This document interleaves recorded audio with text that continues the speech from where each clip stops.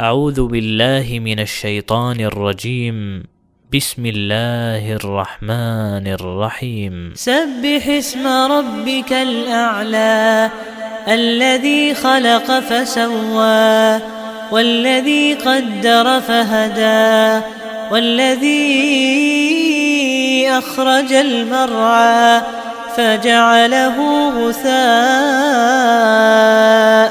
أحوى سنقرئك فلا تنسى إلا ما شاء